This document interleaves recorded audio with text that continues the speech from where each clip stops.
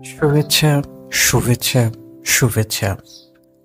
আপনারা শুনছেন মহিউদ্দিন আহমদের বই বেলা অবেলা থেকে ১৯৭২ থেকে ১৯৭৫ বাংলাদেশের অজানা ইতিহাস, শেখ মুজিবের শাসনামল। পর্ব ১২, শেখ মুজিব আওয়ামী লীগ। এখন শুনবেন ১১তম পর্বের পরের অংশ থেকে। পর্ব ১২। ১৫ই আগস্টের অভ্যুত্থান ও হত্যাকাণ্ডের খবর শুনে ইন্দিরা গান্ধী বিচলিত হয়েছিলেন। ইন্দিরার বন্ধু ও জীবনীকার পুলুল জয়কারের লেখায় বিষয়টি উঠে এসেছে। জয়কারকে দেয়া সাক্ষাৎকারে ভারতের গোয়েন্দা সংস্থা রয়ের প্রধান আর.এন. কাও বলেছিলেন, মুজিবকে উৎখাতের ষড়যন্ত্র শুরু হয়েছিল ১৯৭৪ সালেই এবং বাংলাদেশের সামরিক বাহিনীর মধ্যে বিদ্রোহের গোপন তৎপরতার খবর তার কাছে ছিল। তিনি ব্যক্তিগতভাবে বিষয়টি ইন্দিরাকে জানিয়েছিলেন এবং ইন্দিরা তাকে এ নিয়ে কথা বলার জন্য ঢাকায় পাঠিয়েছিলেন। কাও এ প্রসঙ্গে বলেন, আমরা বাগানে হাঁটছিলাম। আমি মুজিবকে বললাম, আমাদের কাছে তথ্য আছে যে তার বিরুদ্ধে ষড়যন্ত্র হচ্ছে, কিন্তু তার মধ্যে উদ্বেগ ছিল না। বললেন, আমার কিছুই হবে না, ওরা তো আমারই লোক। আমি তাকে আমাদের পাওয়া সুনির্দিষ্ট তথ্যের বিস্তারিত বিবরণ দিয়েছিলাম। ৭৫-এর মার্চে কাও জানতে পারেন যে বাংলাদেশের গোলন্দাজ বাহিনীতে মুজিবের বিরুদ্ধে ষড়যন্ত্র হচ্ছে। ইন্দিরা সঙ্গে সঙ্গে মুজিবকে তা জানিয়েছিলেন, কিন্তু মুজিব এটা বিশ্বাস করেননি। তিনি ছিলেন বঙ্গবন্ধু, বাংলাদেশের জাতির জনক। তার লোকেরা তাকে খুন করতেই পারে না।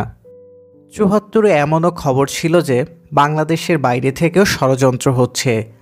১৫ই আগস্টের অভিজ্ঞতা বর্ণনা করতে গিয়ে জয়কার বলেন, আমি ১৫ই আগস্ট সন্ধ্যায় ইন্দিরার বাসায় গিয়েছিলাম। দেখলাম তিনি ভয়ে আচ্ছন্ন। নিজেকে নিরাপদ মনে করার জন্য চিন্তাটা একেবারে তলানিতে পৌঁছে গেছে। লালকেল্লা যাওয়ার ঠিক আগে তিনি হত্যাকাণ্ডের খবরটি শুনেছিলেন। সযত্নে তৈরি করা ভাষণটি তিনি দিলেন, কিন্তু এ ব্যাপারে কোনো ঘোষণা দেওয়ার কথা তার মনে হয়নি। তিনি আমাকে বলেছিলেন, মুজিব হত্যা হলো ষড়যন্ত্রের প্রথম অধ্যায়, যা গোটা উপমহাদেশকে প্রভাবিত করবে। তিনি নিশ্চিত যে তিনিই হবেন পরবর্তী লক্ষ্য। মুজিবের ছোট ছেলের খুন হওয়ার খবরটা তার সব চিন্তা এলোমেলো করে দিয়েছিল। তিনি ভয় পেয়েছিলেন, বলেছিলেন, আমি গোয়েন্দা রিপোর্টকে গুরুত্ব দেইনি, কিন্তু এটা উপেক্ষা করা আর ঠিক হবে না। তিনি সব ব্যাপারেই সন্দেহপ্রবণ হলেন এবং সবাইকে সন্দেহ করতে শুরু করলেন। ছায়ার মধ্যেও তিনি শত্রু দেখতে পান। আমাকে বললেন, কাকে বিশ্বাস করব? রাহুল, ইন্দিরার ছেলে, রাজীব গান্ধীর পুত্র, মুজিবের ছেলের প্রায় সমান বয়সী। কাল তার অবস্থাও এমন হতে পারে। তারা আমাকে এবং আমার পরিবারকে শেষ করে দেবে। মুজিব হত্যা ইন্দিরার মনে ভয় ঢুকিয়ে দিয়েছিল। ইন্দিরা তার আস্থাভাজন আর.এন. কাউকে বলেছিলেন, আমি ভালো নেই, আমি এক ঘরে ঘুমাই। সঞ্জয়, ইন্দিরার ছোট ছেলে, ঘুমায় পাশের ঘরে। যদি কিছু ঘটে যায় ওকে ডাকতে পারবো? দুটো ঘরের মধ্যে এক চিলতে বারান্দা। মুজিবের মৃত্যুর পর থেকে ইন্দিরা তার ঘরের দরজা খোলা রাখতেন। খন্দকার মোস্তাক আহমদকে মার্কিনপন্থী এবং শেখ মুজিবুর রহমানকে সোভিয়েত প্রভাবাধীন বলয়ের একজন হিসেবে মনে করা হতো। ১৫ই আগস্টের পর ওই দুটি দেশের প্রতিক্রিয়ায় এর প্রতিফলন দেখা যায়। একটি মার্কিন দলিলে মন্তব্য করা হয়, ১৯৭৫ সালের আগস্টে একটি দুর্নীতিগ্রস্ত, অকার্যকর এবং সহিংসতাপ্রবণ হয়ে ওঠা সরকারের পতন ঘটাতে সংকল্পবদ্ধ তরুণ সেনা কর্মকর্তাদের পরিচালিত অভ্যুত্থানে মুজিব নিহত হন। অন্যদিকে সোভিয়েত ইউনিয়নের প্রতিক্রিয়ায় মুজিব হত্যাকাণ্ডে ক্ষোভ প্রকাশ করা হয়। ১৯ আগস্ট প্রাভাদায় প্রকাশিত একটি নিবন্ধের উদ্ধৃতি দিয়ে একটি মার্কিন দলিলে বলা হয়, মুজিব ও তার পরিবারের হত্যাকারী কসাইদের বিরুদ্ধে দেশজুড়ে ক্ষোভ ছড়িয়ে পড়েছে। তার বিয়োগান্ত মুহূর্তে সোভিয়েত ইউনিয়নের মানুষ তীব্র শোক প্রকাশ করেছে। আগস্ট অভ্যুত্থানে সবচেয়ে খুশি হয়েছিল পাকিস্তান।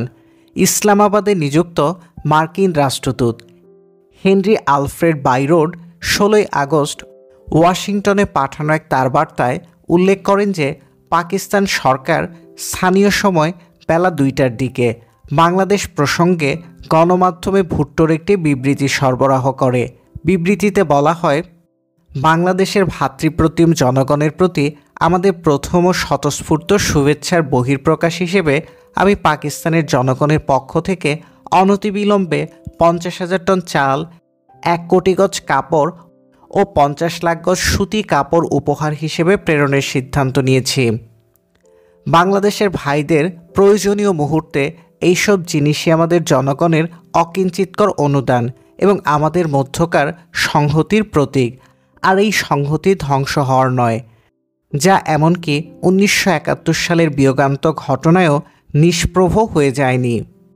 আমরা আমাদের সাধ্যের মধ্যে বাংলাদেশের জনগণের কল্যাণের জন্য বৃহত্তর ভূমিকা রাখতে প্রস্তুত, কারণ বাংলাদেশের মানুষের সঙ্গে আমরা অভিন্ন জাতিসত্তা ও ভবিষ্যতের বন্ধনে আবদ্ধ।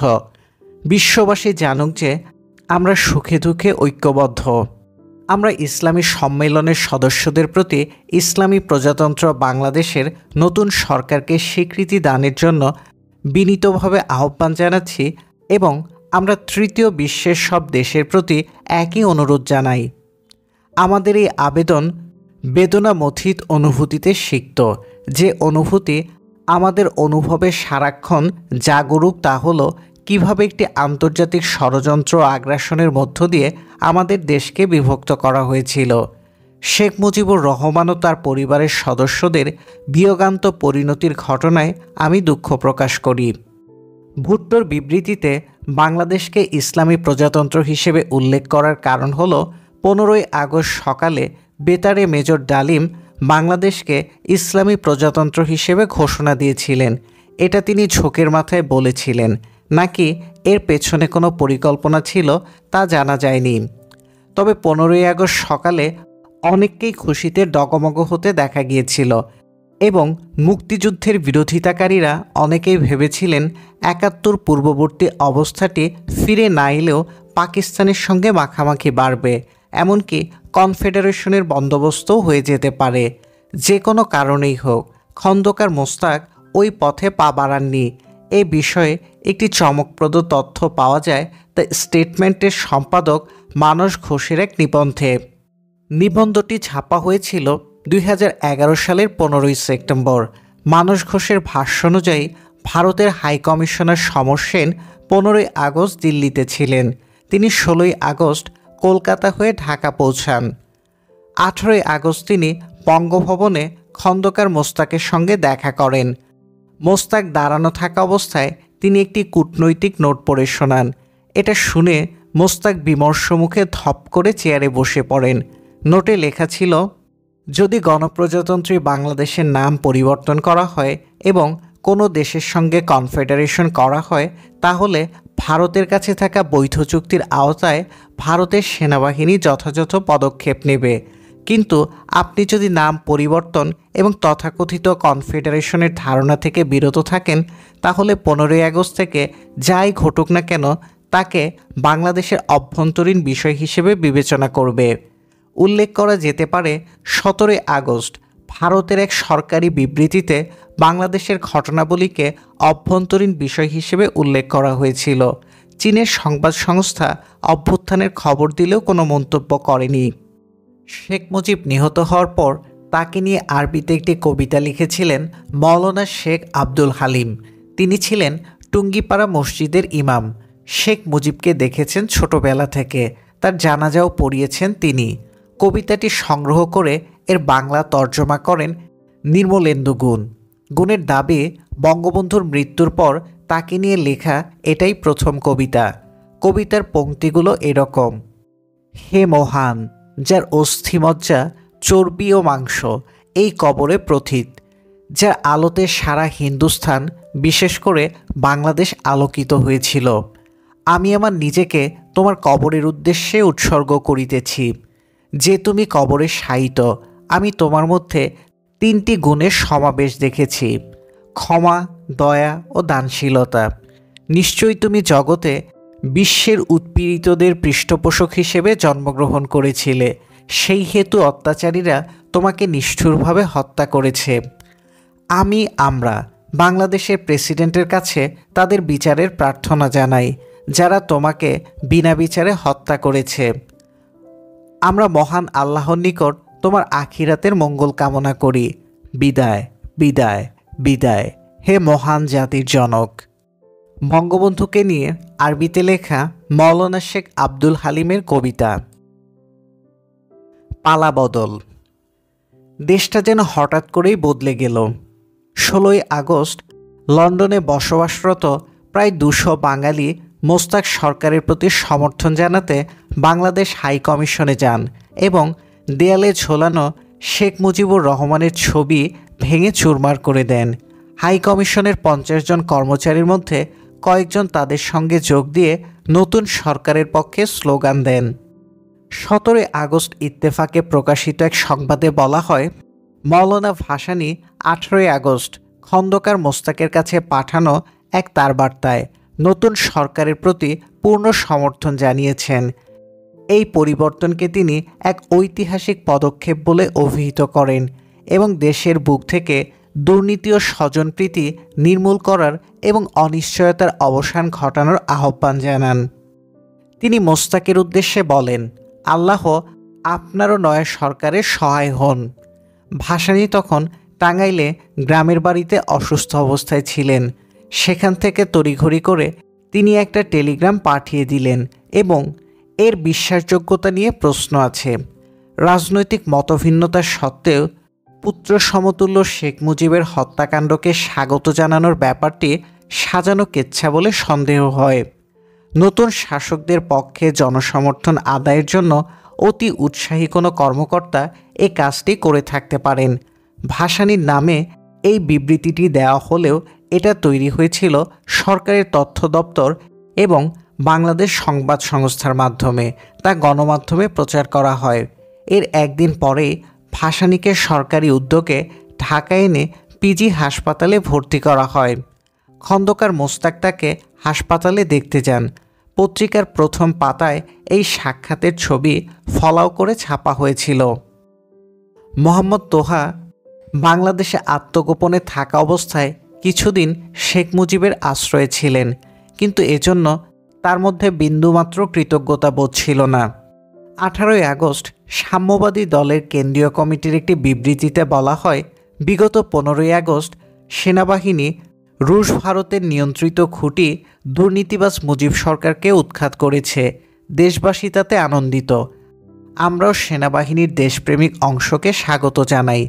জাসদ, ইউপিপি এবং জাগমই 15 আগস্টের পর একটি বিবৃতি তৈরি করেছিল। 20 আগস্ট বিবৃতিটি লিফলেট আকারে প্রচার করা হয়। বিবৃতিতে বলা হয়, বাকশাল ছিল এক ব্যক্তির নিষ্ঠুর ফ্যাসিস্ট ব্যবস্থা, যার অবসান আমাদের কাম্য ছিল, কিন্তু মোস্তাকের নেতৃত্বাধীন সামরিক শাসনও কাম্য নয়। 20 আগস্ট জারি করা সামরিক আইন 15 আগস্ট সকাল থেকে কার্যকর হয়েছে বলে ঘোষণা দেয়া হলো।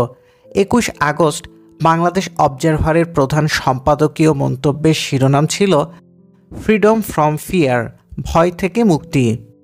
জাতীয় লীগের সভাপতি এবং আওয়ামী লীগের অন্যতম প্রতিষ্ঠাতা আতাউর রহমান খান বাকশালে যোগ দিয়েছিলেন। তিনি 15 আগস্টকে নাজাত দিবস হিসেবে আখ্যা দেন। জাতীয় সংসদের স্পিকার আব্দুল মালেক উকিল কমনওয়েলথ পার্লামেন্টারি সম্মেলনে যোগ দিতে লন্ডন গিয়েছিলেন। লন্ডনের হিথ্রো বিমানবন্দরে 15 আগস্টের হত্যাকাণ্ড সম্পর্কে মন্তব্য করে তিনি বলেন, জাতি ফেরাউনের কবল থেকে মুক্তি পেয়েছে। কিছুদিন পর বাকশালের 15 সদস্যের কার্যনির্বাহী কমিটির অন্যতম সদস্য মহিউদ্দিন আহমেদ খন্দকার মোস্তাকের একটি ব্যক্তিগত চিঠি নিয়ে সোভিয়েত ইউনিয়নের সমর্থন পাওয়ার আশায় মস্কো যান। প্রায় প্রতিদিন গণমাধ্যমে মোস্তাকের নেওয়া পদক্ষেপকে সমর্থন জানিয়ে বিবৃতি ছাপা হতে থাকে। 23 আগস্ট সৈয়দ নজরুল ইসলাম, তাজউদ্দিন আহমদ, ক্যাপ্টেন মনসুর আলী, কামরুজ্জামান, আব্দুস সালাম আজাদ, কোরবান আলী সহ 20 জন আওয়ামী বাকশাল নেতা গ্রেপ্তার হন। 24 আগস্ট মেজর জেনারেল শফিউল্লাহকে সরিয়ে মেজর জেনারেল জিয়াউর রহমানকে সেনাবাহিনীর প্রধান হিসেবে নিয়োগ দেয়া হয়। জেনারেল অবসরপ্রাপ্ত এমএজি ওসমানী রাষ্ট্রপতির প্রতিরক্ষা উপদেষ্টা নিযুক্ত হন। মেজর জেনারেল জিয়াউর রহমান বীর উত্তম সেনাবাহিনীর প্রধান নিযুক্ত হলেন। সংবিধান বহাল থাকে। 30 আগস্ট জারি হয় রাজনৈতিক দল নিষিদ্ধকরণ অধ্যাদেশ। 1 সেপ্টেম্বর রাষ্ট্রপতির আদেশে সংবিধানের 4র্থ সংশোধনীর বাকশাল পদ্ধতি বাতিল করা হয়। 26 সেপ্টেম্বর রাষ্ট্রপতি খন্দকার মোস্তাক আহমদ ইনডেমনিটি অধ্যাদেশ জারি করে 15 আগস্ট অভ্যুত্থান ও রাজনৈতিক পরিবর্তনের সঙ্গে জড়িতদের আইনি সুরক্ষা দেন।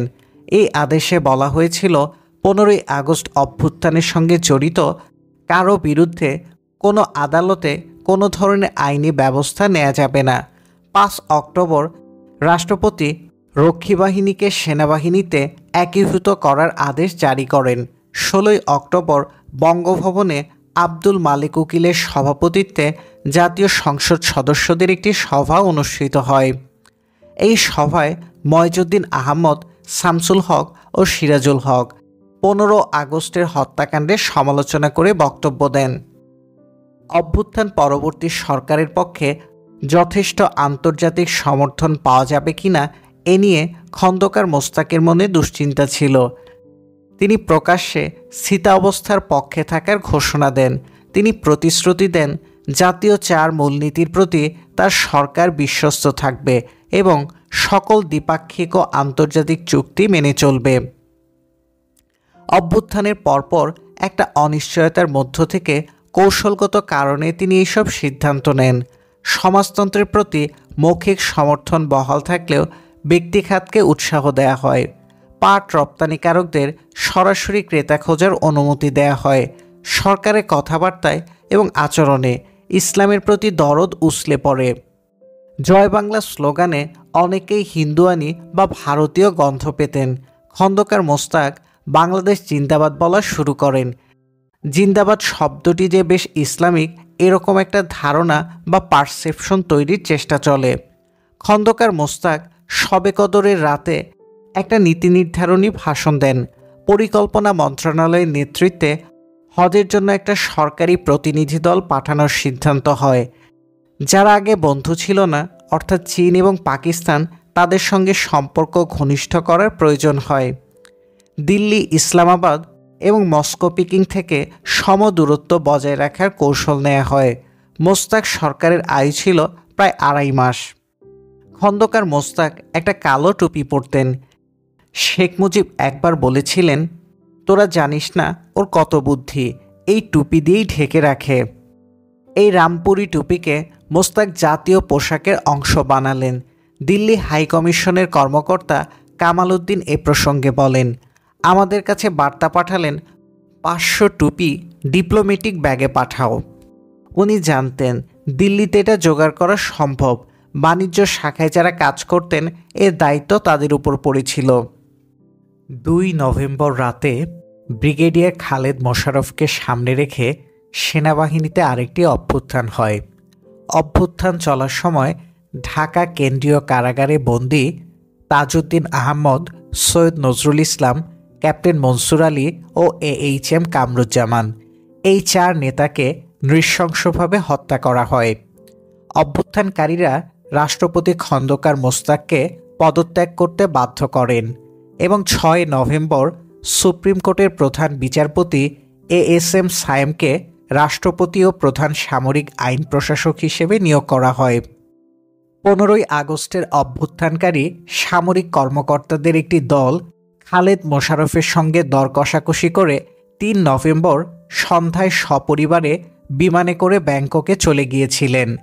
3 নভেম্বর সারাদিন ধরেই 2 পক্ষের মধ্যে কথা চালাচালি এবং এক পর্যায়ে আপোষ হয়। সিদ্ধান্ত হয় অভ্যুত্থানকারীরা দেশ ছেড়ে চলে যাবেন। যাওয়ার আগে তারা আলোচনা করে একমত হন যে খালেদ মোশাররফকে হটাতে পারলে জিয়াকে মুক্ত করে তাকে আবার সেনাপ্রধান করা হবে এবং মোস্তাক আবার রাষ্ট্রপতির পদে ফিরে আসবেন। এ ব্যাপারে তারা কর্নেল তাহেরের সঙ্গে সবসময় যোগাযোগ রাখবেন। এই আলোচনার সময় তাহের বঙ্গভবনে উপস্থিত ছিলেন এবং তার সঙ্গে আলোচনা করেই এই সিদ্ধান্ত নেওয়া হয়। এ প্রসঙ্গে ডালিমের বয়ান ছিল এরকম, আমি ব্রিগেডিয়ার খালেদকে আমাদের আগের দেয়া প্রতিশ্রুতি অনুযায়ী আমাদের ভবিষ্যৎ পরিকল্পনাটি জানালাম।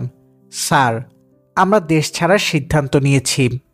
আমি, নূর, পাশা, শাহরিয়ার, হুদা, রাশেদ, রফিক, ফারুক, মহিউদ্দিন, শরফুল, মাজেদ, কিসমত, নাজমুল, হাশেম এবং মোসলেউদ্দিন আমরা সবাই পরিবার নিয়ে আজ রাতেই যাব।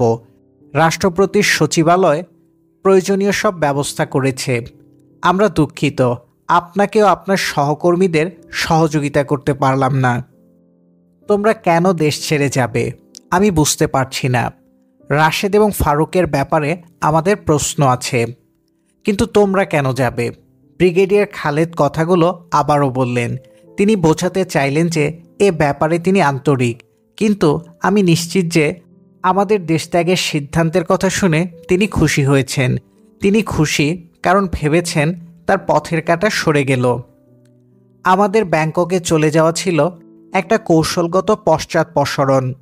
আমরা দেশকে একটা রক্তাক্ত গৃহযুদ্ধ থেকে বাঁচাতে চেয়েছি। আমরা 3 নভেম্বর 1975 রাত 10:30টায় বিমানের একটা বিশেষ ফ্লাইটে ঢাকা ছেড়ে ব্যাংককের পথে রওনা হলাম। আওয়ামী লীগ নেতা কারাবন্দী আব্দুস সামাদ আজাদের দেয়া এক সাক্ষাৎকার থেকে জানা যায়, ঢাকা কেন্দ্রীয় কারাগারে কারা পুলিশ মহাপরিদর্শকের পুরনো অফিসকে নিউ জেল নাম দিয়ে সেখানে বন্দি রাখা হতো। ওখানে কামরা ছিল 3টা। 1 নম্বর কামরায় ছিলেন সৈয়দ নজরুল ইসলাম ও তাজউদ্দিন আহমদ। 2 নম্বর কামরায় আরও কয়েকজনের সঙ্গে ছিলেন কামরুজ্জামান। 3 নম্বর কামরায় ছিলেন মনসুর আলী ও আব্দুস সামাদ আজাদ। খন্দকার মোস্তাক আহমদ বঙ্গভবন থেকে আইজি প্রিজনকে ফোন করে অস্ত্রধারী সৈনিকদের জেলের ভেতরে ঢোকার নির্দেশ দিয়েছিলেন। 2 তারিখ রাতে তারা 1 নম্বর কামরা থেকে সৈয়দ নজরুল ইসলাম ও তাজউদ্দিন ছাড়া অন্যদের অন্য কামরায় সরিয়ে দেয়। 2 ও 3 নম্বর কামরা থেকে কামরুজ্জামান ও মনসুর আলীকে 1 নম্বর কামরায় নিয়ে আসা হয়। গভীর রাতে মুক্তিযুদ্ধের এই 4 নেতাকে ব্রাশফায়ার করে হত্যা করা হয়। সেনাবাহিনীর 4 জন সদস্য খন্দকার মোস্তাকের নির্দেশেই হত্যাকাণ্ড ঘটায়।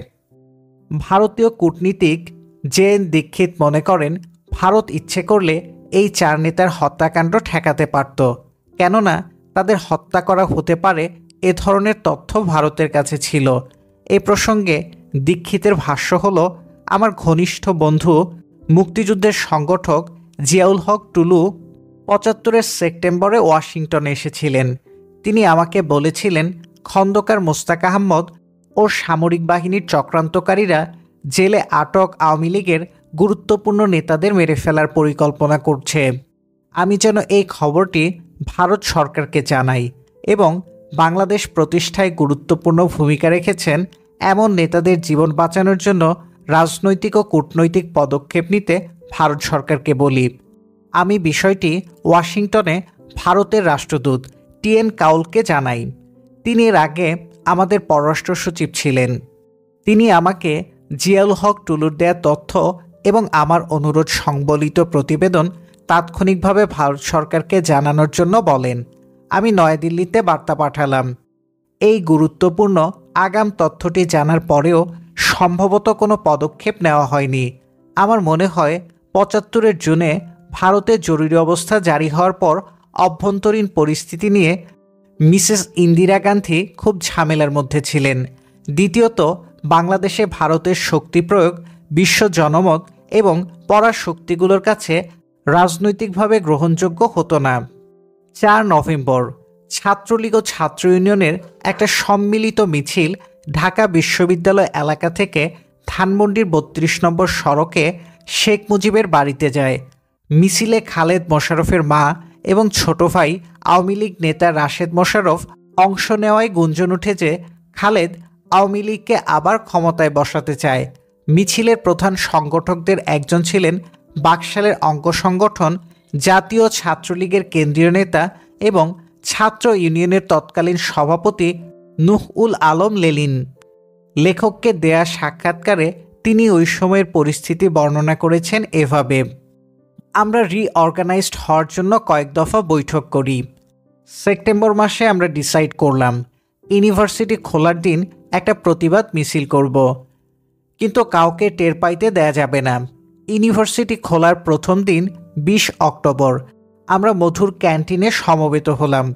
ওখানে আমি, মাহবুব জামান আর ইসমত কাদের গামা বক্তৃতা দিয়ে কলাভবনের দিকে একটা ঝটিকা মিছিল করলাম। ভাসানী ন্যাপের অনুসারী ছিল জাতীয় ছাত্রদল, ওরা আমাদের ঢুকতে দেবে না। বাকশালীর আবার ইউনিভার্সিটিতে কেন, এইসব। ওই দিন আর কিছু হয়নি। দ্বিতীয় দিন যখন আমরা মিছিল করলাম, ওরা আমাদের আক্রমণ করলো। সে সময় হাতিরপুলের লুকু, লোকমান খুবই সাহসী, আমাদের সাথে মিলে প্রতিরোধে দাঁড়ায় গেল। ওরা তখন সবাই ভাগোয়াট। পরে আর সাহস পায়নি আক্রমণ করতে। প্রথমে আমরা ঠিক করেছিলাম 29 অক্টোবর একটা মৌন মিছিল নিয়ে বঙ্গবন্ধুর বাড়িতে যাব। That was our plan. পরে ভাবলাম যদি ওখানে ভালো জমায়েত করতে চাই তাহলে আরও কিছু হোমওয়ার্ক দরকার। আমরা ডেট ঠিক করলাম 4 নভেম্বর।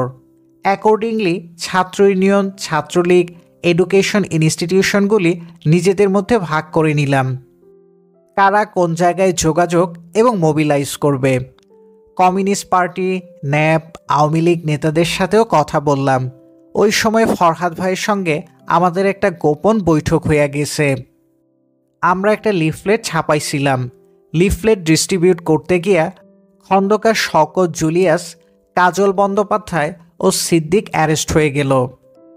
জামায়াতে কোনো স্লোগান দেব না, শান্তিপূর্ণভাবে যাব, একটা ব্রেক থ্রু করা আর কি। 4 তারিখ সকালে আমরা ঢাকা বিশ্ববিদ্যালয়ের কলাভবন প্রাঙ্গণে সমবেত হই। শুরুতে ছাত্ররাই ছিল, তারপর বেশ কিছু ইয়াং রাজনৈতিক নেতা, মানে কোনো প্রতিষ্ঠিত বড় নেতা না, আমাদের সাথে সংহতি জানাতে আসছে। 2-4 জন বুদ্ধিজীবীও আসলেন। মিছিল যখন শুরু করলাম, নীলক্ষেত পুলিশ ফাঁড়ির ওখানে আমাদের বাধা দেয়। পুলিশের সাথে আমাদের তীব্র বাকবিতণ্ডা হয়। কিছুক্ষণ তর্কাতর্কির পর বাধা উইথড্র করল। আমরা 2 সারিতে যাইতেছি কয়েক ভাগে। সামনে থাকবে সেলিম আর জাতীয় ছাত্রলীগের কয়েকজন নেতা, পেছনে থাকবো আমি, নূর, কাজী আকরাম, কারণ পেছনেও হামলা হতে পারে। মিছিলের মাথা যখন কলাবাগান মাঠের কাছে পৌঁছাইছে, লেজটা রইছে নিউ মার্কেটে। এমন সময় একজন হুন্ডায় চইরা আসলেন, শেখ দত্ত। পিছনে আমারে ডাকলেন, জেল হত্যাকাণ্ডের নিউজ দিলেন, বললেন এটা তো ঘটে গেছে, তোমরা এইটা এখানে বইল না, ভয়ভীতি হবে, সেলিমরে খবরটা দাও। আমি দৌড়াইয়া সামনে আসলাম। মহিউদ্দিন সাহেব কলাবাগান মাঠ থেকে মিছিলে জয়েন করলেন। তখন তীব্র প্রতিবাদ। উনি তো মোস্তাকের এমিসারি হইয়া মস্কো গেছিলেন। মহিউদ্দিন সাহেব ভেউ ভেউ করে কাঁদল। আর একটু যাওয়ার পর কলাবাগানের ওই জায়গা থেকে জয়েন করলেন আওয়ামী লীগের রাশেদ মোশাররফ আর তার মা। সেলিমরে আমি খবরটা দিলাম।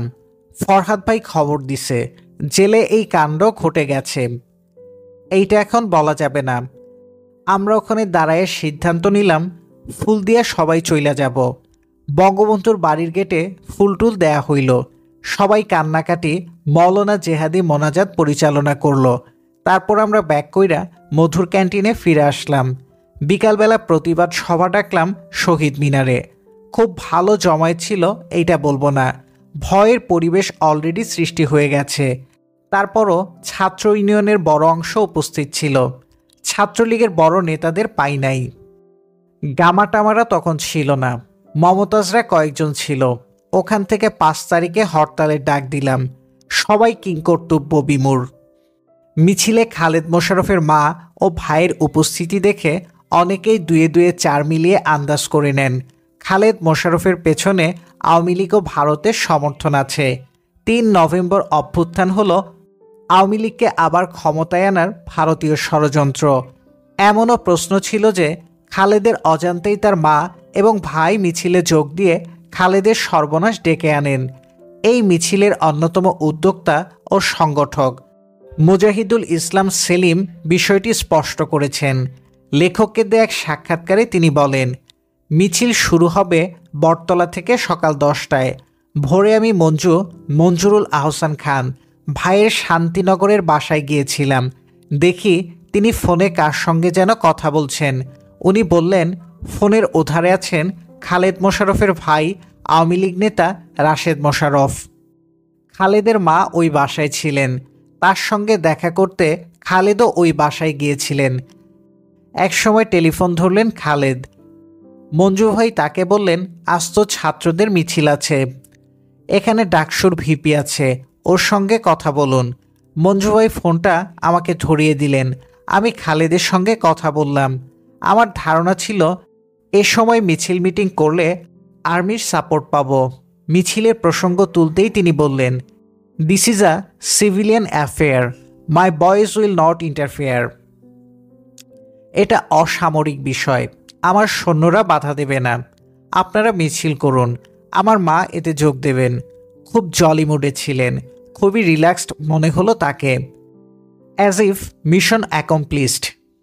জাসদ গণবাহিনীর মতে ক্ষমতায় বসেই খালেদ মোশাররফ ভারত রুশ মহলকে জোরদার করার কাজে লিপ্ত হয়, শেখ মুজিবের ভাবমূর্তির পুনঃপ্রতিষ্ঠায় সচেষ্ট হয় এবং এর ফলে আওয়ামী লীগও তাদের লেজুর মনি মুজাফফরের চক্র পুনরায় মাঠে অবতীর্ণ হওয়ার প্রয়াস পায়। 5 নভেম্বর রাতে বিপ্লবী সৈনিক সংস্থার পক্ষ থেকে ঢাকা সেনানিবাসে প্রচারপত্র বিলি করা হয় এবং সেনাবাহিনীর জওয়ানদের ক্ষোভকে উজ্জীবিত সংহত করে প্রতিরোধের আহ্বান জানানো হয়। জিয়াকে সামনে রেখে সিপাহীরা 6 নভেম্বর রাতে অভ্যুত্থান ঘটায়। এই অভ্যুত্থানে গণবাহিনীর কমান্ডার লেফটেন্যান্ট কর্নেল আবু তাহেরের গুরুত্বপূর্ণ ভূমিকা ছিল। 7 নভেম্বরের সিপাহী জনতার অভ্যুত্থানের নায়ক হিসেবে পরে আবু তাহেরের নাম প্রচার করা হলেও এটা ছিল জাসদের বিপ্লব সংগঠনের একটা উদ্যোগ। তাহেরকে দলের পক্ষ থেকে সুনির্দিষ্ট দায়িত্ব দেয়া হয়েছিল। এ প্রসঙ্গে ডালিমের মন্তব্য হল, আমাদের দেশ ছাড়ার 3 দিনের মধ্যেই 7 নভেম্বর 1975 সেনা পরিষদ, ডালিমের কথিত সেনাচক্র এবং কর্নেল তাহেরের গণবাহিনী বিপ্লবের সূচনা করল। জনগণ 15ই আগস্টের মতো এটাকেও স্বতঃস্ফূর্তভাবে সমর্থন করল।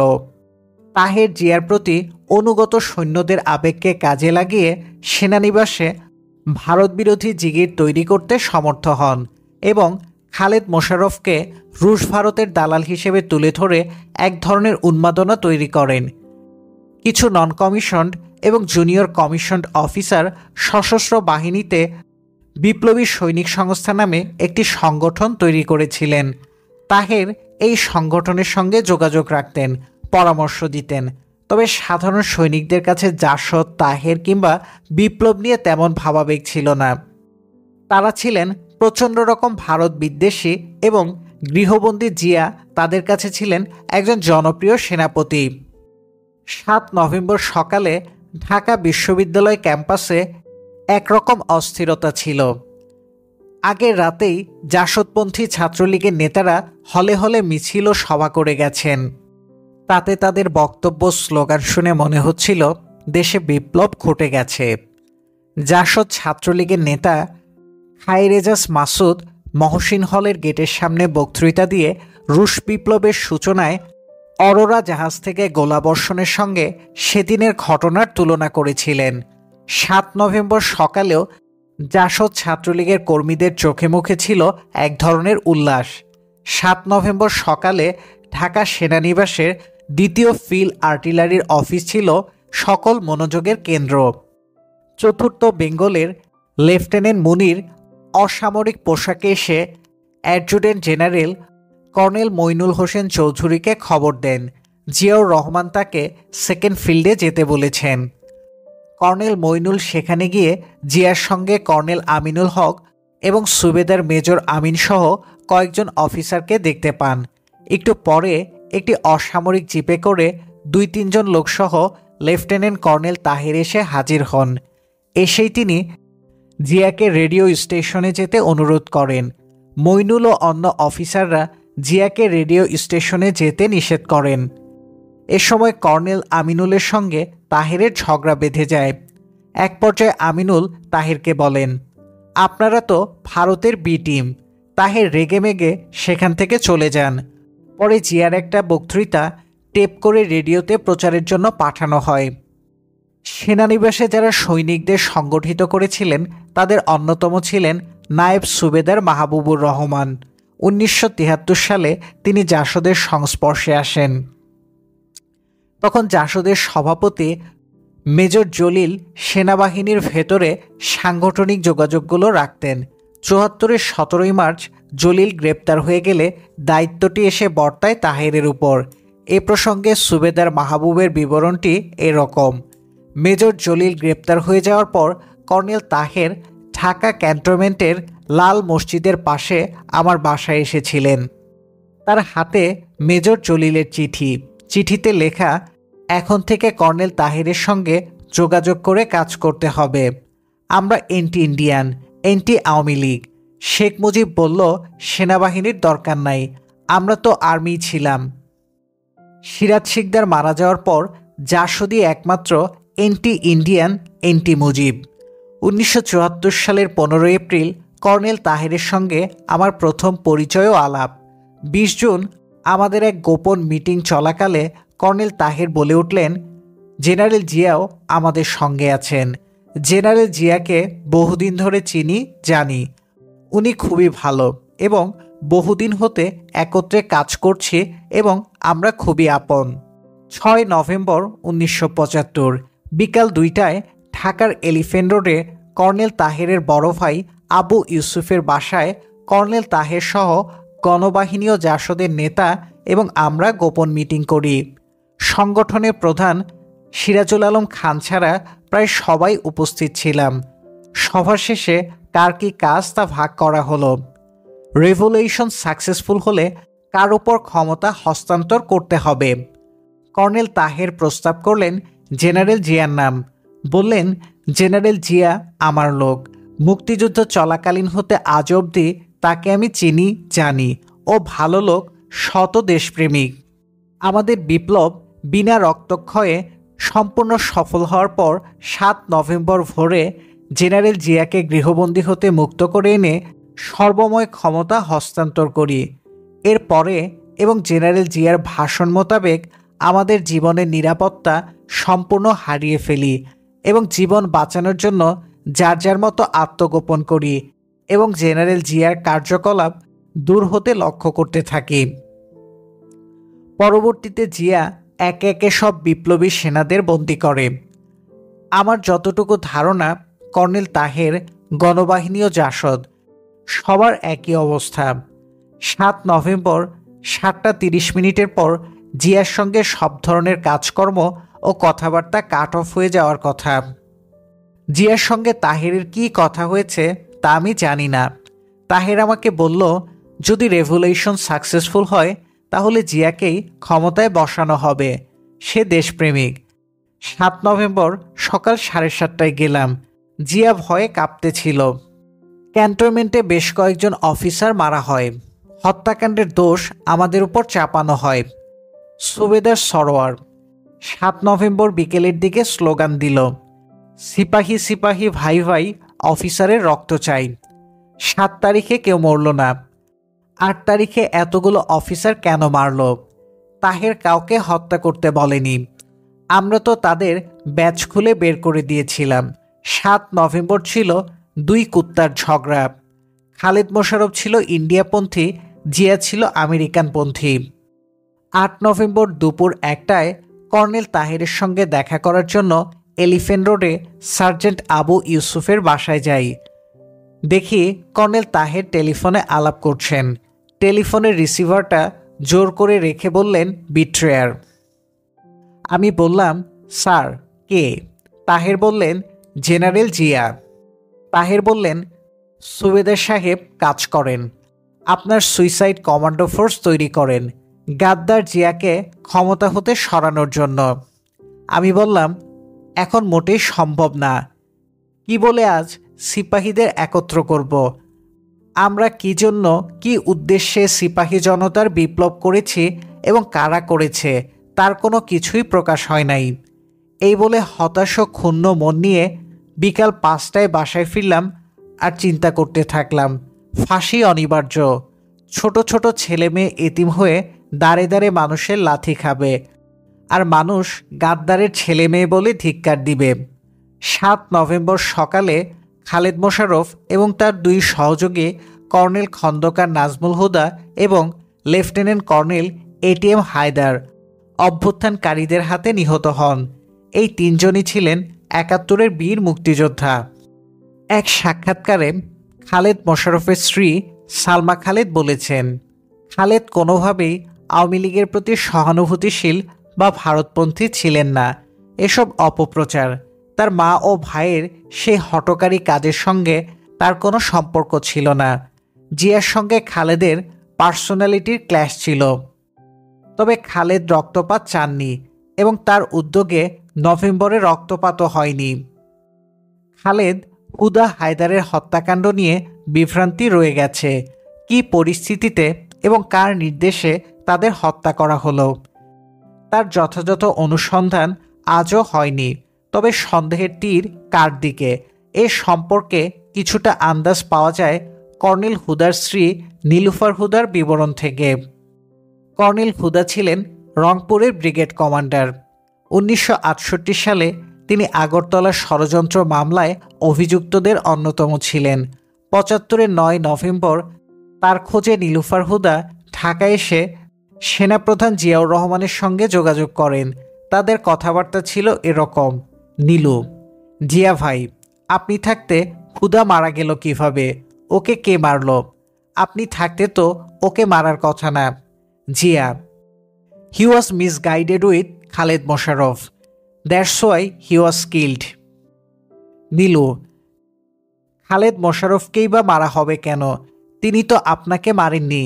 যিনি এক ফোঁটা রক্ত ঝরাননি তাকে কেন মারা হলো? আপনার লোকেরা কেন তাকে মারবে? নীলুফার হুদার বর্ণনা থেকে জানা যায়, খালেদ, হুদা, হায়দার শেরেবাংলা নগরে সেনাবাহিনীর ১০ম বেঙ্গল রেজিমেন্টের একটি ইউনিটে আশ্রয় নিয়েছিলেন। এই ইউনিটের কমান্ডার ছিলেন লেফটেন্যান্ট কর্নেল নওয়াজিশ আহমেদ। ৭ নভেম্বর সকালে জিয়া ঢাকা সেনানিবাসে ২য় আর্টিলারি রেজিমেন্টের দপ্তরে ছিলেন। নওয়াজিশ তার সঙ্গে যোগাযোগ করেন। ওই সময় জিয়ার সঙ্গে অন্যান্য সেনা কর্মকর্তার মধ্যে আরও উপস্থিত ছিলেন মীর শওকত আলী, মইনুল হোসেন চৌধুরী, আব্দুল মান্নাফ, আমিন আহমেদ চৌধুরী প্রমুখ। নীলুফার হুদার ভাষ্য হল, লেফটেন্যান্ট কর্নেল আমিন আহমেদ চৌধুরী আমাকে বলেছিলেন যে প্রথমে নারায়ণগঞ্জ এলাকায় কোনো এক থানা থেকে সেখানে ফোন আসে কর্নেল শারাফাত জামিলের অবস্থান নিয়ে। প্রায় একই সময়ে কর্নেল নওয়াজিশ জেনারেল জিয়াকে টেলিফোন করে বলেন যে ব্রিগেডিয়ার খালেদ মোশাররফ, কর্নেল হুদা ও মেজর হায়দার তার ব্যাটালিয়নে অবস্থান নিয়েছেন। জিয়া নওয়াজিশকে বলেন যে তাদের যেন সুরক্ষিতভাবে রাখা হয় এবং তাদের কোনো ধরনের চিন্তা না করতে বলেন। নওয়াজিশ জিয়াকে বলেন তাদের জন্য নাস্তার বন্দোবস্ত করা হচ্ছে। এই সময় সেই কক্ষে অবস্থানরত কর্নেল তাহের বাইরে যান এবং মিনিট ১৫ পর ফেরত আসেন। এর আধা ঘন্টা পর সেখানে আবার টেলিফোনে খবর এলো নওয়াজিশের ব্যাটালিয়নে বাইরে থেকে কিছু পোশাকধারী এসে খালেদ মোশাররফ, হুদা ও হায়দারকে গুলি করে হত্যা করে বেয়নেট চার্জ করেছে। ৭ নভেম্বর সারাদিন ঢাকা সেনানিবাসের পরিস্থিতি ছিল থমথমে। বিকেলের দিকে পরিস্থিতি পুরোপুরি পাল্টে যায়। অফিসাররা আতঙ্কিত হয়ে পরিবার পরিজনসহ সেনানিবাস ছেড়ে চলে যেতে থাকেন। Station commander lieutenant colonel Hamid ওই রাতের ঘটনা বর্ণনা করেছেন এভাবে, ৭ থেকে ৮ নভেম্বরের ওই বিভীষিকাময় রাতে গভীর অন্ধকারে উন্মাদ সৈনিকেরা অফিসারদের রক্তের নেশায় পাগল হয়ে উঠল। ঘটে গেল বেশ কয়েকটি হত্যাকাণ্ড। বহু বাসায় হামলা হলো। অনেকে বাসায় ছিলেন না, অনেকে পালিয়ে বাঁচল। সৈনিকেরা মেজর কবির, মিসেস মুজিব, মিসেস ওসমানকে গুলি করে হত্যা করল। মেজর আজিম ও মুজিব চট্টগ্রামে যাচ্ছিলেন। বিপ্লবী সৈনিকেরা তাদের এয়ারপোর্টে পাকড়াও করে। আজিমকে গুলি করে হত্যা করে। মেজর মুজিব প্রাণ নিয়ে পালাতে সক্ষম হন। অর্ডিন্যান্স অফিসার মেসে সৈনিকেরা হামলা করে ৩ জন তরুণ অফিসারকে গুলি করে হত্যা করে। এদের মধ্যে ছিলেন মেজর মহিউদ্দিন, যিনি শেখ সাহেবের লাশ টুঙ্গিপাড়ায় নিয়ে দাফন করেন। সৈনিকেরা কর্নেল ওসমানের বাসায় আক্রমণ করে। ওসমান পালিয়ে যান। তারা মিসেস ওসমানকে গুলি করে হত্যা করে। হকি খেলতে এসেছিলেন দুজন তরুণ লেফটেন্যান্ট। তাদের স্টেডিয়ামের পাশে গুলি করে হত্যা করা হয়। অর্ডিন্যান্স স্টেটে 10 জন অফিসারকে এক লাইনে দাঁড় করানো হয় মারার জন্য। প্রথমজন এক তরুণ ইএমই ক্যাপ্টেন, তার পেটে গুলি করা হয়। সঙ্গে সঙ্গে সে মৃত্যুর কোলে ঢলে পড়ল। বাকিরা অনুনয় বিনয় করলে তাদের ছেড়ে দেয়া হয়। বেঁচে গেল তারা অপ্রত্যাশিতভাবে। টেলিভিশনের একজন অফিসার মনিরুজ্জামান বঙ্গভবনে খালেদের সময় খুবই অ্যাক্টিভ ছিলেন। তাকে ধরে গুলি করা হয়। 3 দিন পর তার লাশ পাওয়া যায় মতিঝিল কলোনির ডোবায়। সেনাবাহিনীর মেডিকেল কোরের ডাইরেক্টর কর্নেল খুরশিদ বিপ্লবীরা তার বাসায় আক্রমণ করে কয়েক ঝাঁক গুলিবর্ষণ করে। তিনি পালিয়ে যান। সৈনিকেরা দল বেঁধে প্রায় প্রতিটি অফিসার্স কোয়ার্টারে হামলা চালায়। ভীত সন্ত্রস্ত অফিসাররা বাসা ছেড়ে অন্ধকারে পেছনের পানির ডোবায় ঝোপে জঙ্গলে আত্মগোপন করে সারা রাত কাটায়। 7 নভেম্বর রাতে সিপাহীদের গুলিতে ঢাকা সেনানিবাসের ভেতরে ও বাইরে বেশ কয়েকজন হতাহত হন। ওই রাতে 2 জন নারী নিহত হয়েছিলেন।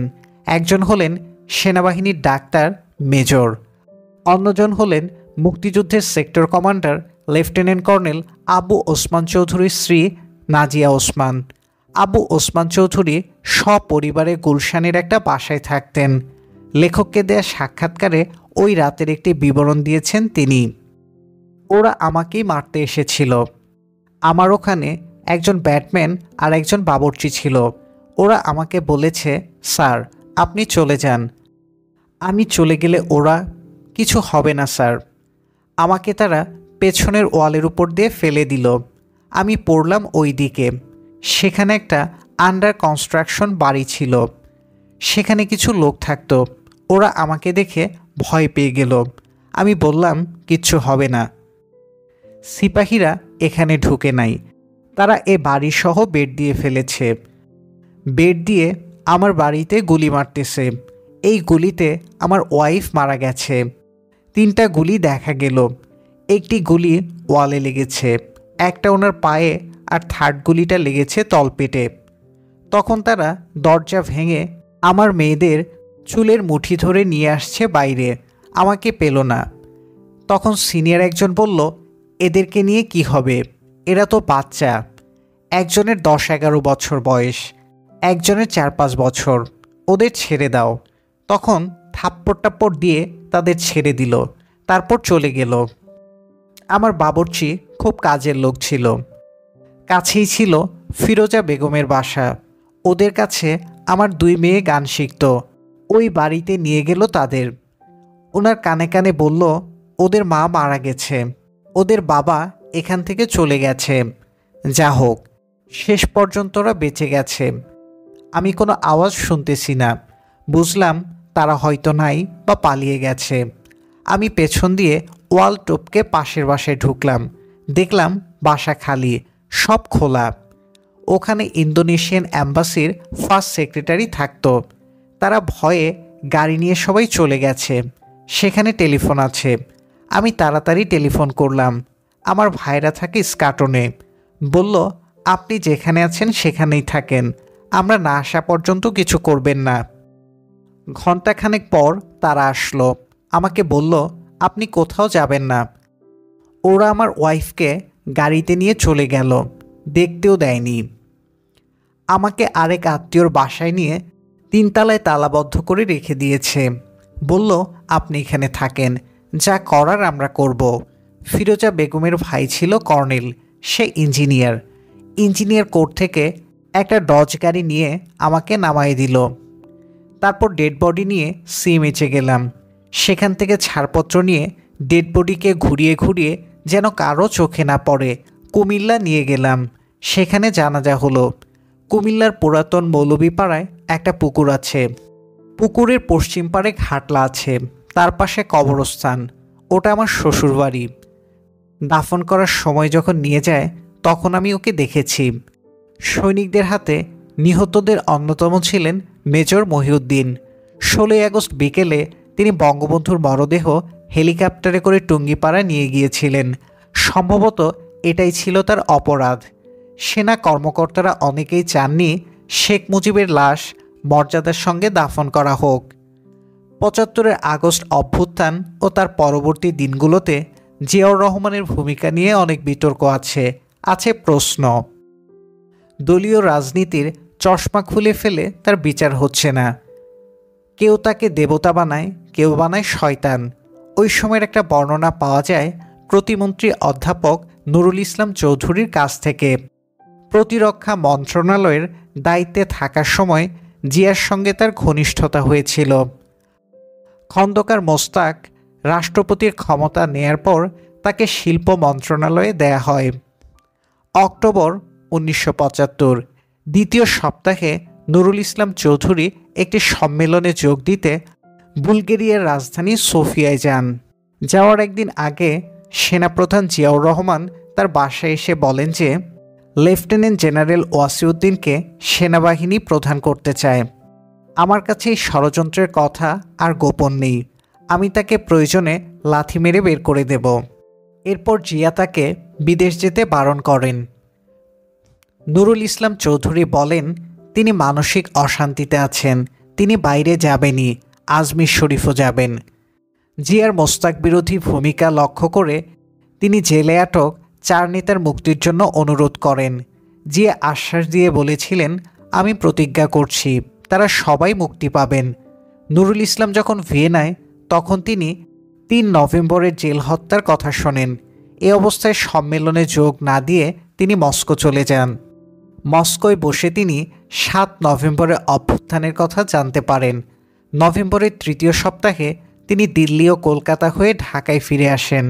নুরুল ইসলাম চৌধুরীর বয়ান হলো, আমার ঢাকায় ফিরে আসার কয়েকদিন পর এক রাতে কারফিউ চলাকালীন কর্নেল অলি আহমদ আমাকে সরকারি বাসভবন থেকে সদ্য স্থানান্তরিত মগবাজারের বাসায় এসে জানালেন জেনারেল জিয়া আমাকে তার ক্যান্টনমেন্টের বাসায় যেতে বলেছেন। প্রথমে একটু ঘাবড়ে গেলেও অলি সাহেবকে দেখে ভরসা পেলাম, কারণ অনেক আগে থেকেই অলি আহমেদকে আমি ব্যক্তিগতভাবে চিনতাম। অলি সাহেব জেনারেল জিয়ার বাসায় আমাকে পৌঁছে দিয়ে চলে গিয়েছিলেন এবং কিছুক্ষণ পরে সে আমাকে বাসায় পৌঁছে দিয়েছিলেন। জিয়াউর রহমান আমাকে দেখেই আলিঙ্গন করে বললেন, ভাগ্যের কারণে ও আল্লাহর রহমতে বেঁচে গেছি। আমি তখন জিয়াউর রহমানকে তার ওয়াদার কথা স্মরণ করিয়ে দিয়ে জেলখানা হত্যাকাণ্ড বিষয়ে জিজ্ঞেস করি। জিয়াউর রহমান বললেন, আমি তখন অবরুদ্ধ ছিলাম, তখন মোস্তাকের নির্দেশে তাদের খুন করা হয়েছে, আমার কিছুই করার ছিল না। জিয়াউর রহমান তার ড্রয়িং রুমে বঙ্গবন্ধুর ছবি দেখিয়ে আমাকে বললেন, আমি তাকে শ্রদ্ধা করি, কিন্তু কমিউনিস্ট ও তথাকথিত প্রগতির কথা শুনে তিনি বিপথে চালিত হয়েছিলেন। আমরা বেসামরিক নাগরিক মৃত্যুকে ভয় পাই না, এমন কথা বলা অন্যায় হবে।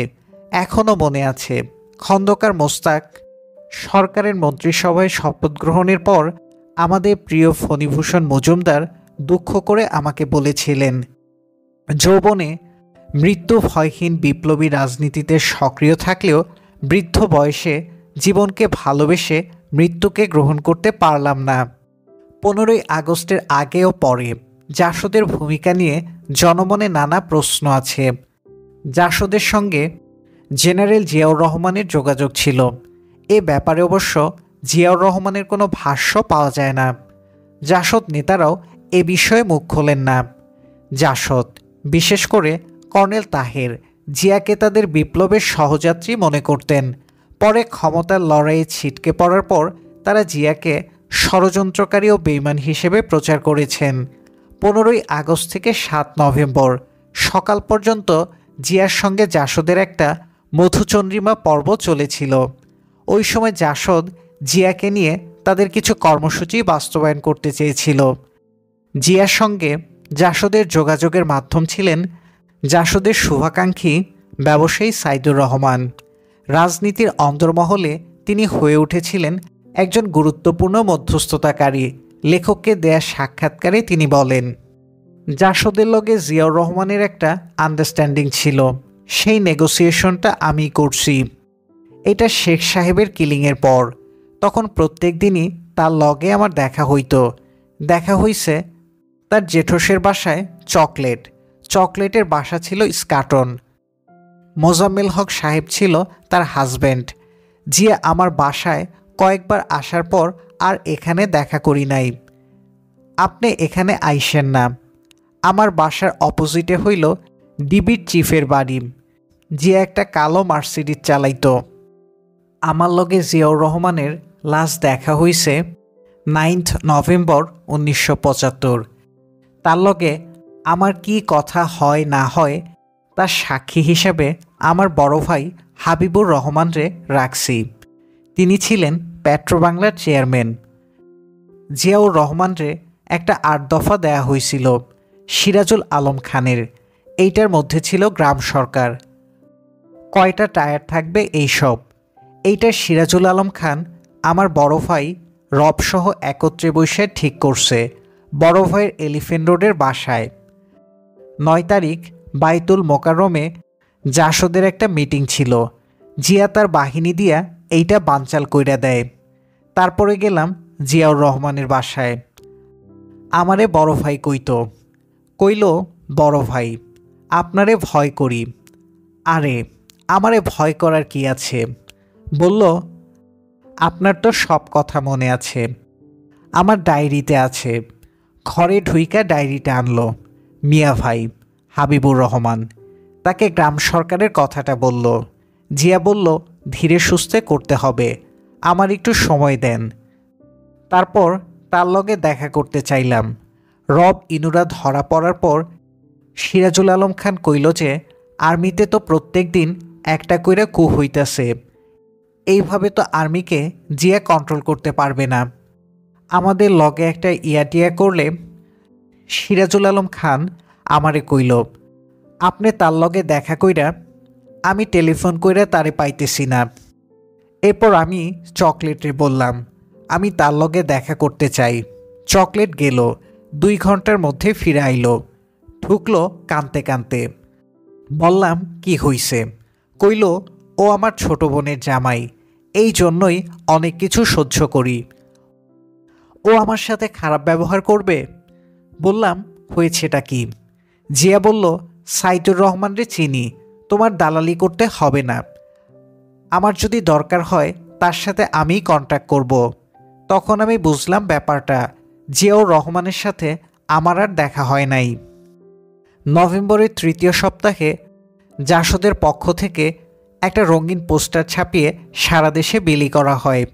পোস্টারে একটা স্লোগান লেখা ছিল গ্রামে গ্রামে শ্রমিক কৃষক মেহনতি মানুষের সোভিয়েত গড়ে তোলো। এই আহ্বানের সঙ্গে তৃণমূলের গ্রাম সরকারের তত্ত্ব ছিল সঙ্গতিপূর্ণ। জিয়া পরে গ্রাম সরকারের প্রেসক্রিপশনটি গ্রহণ করেছিলেন সম্পূর্ণ নিজের মতো করে।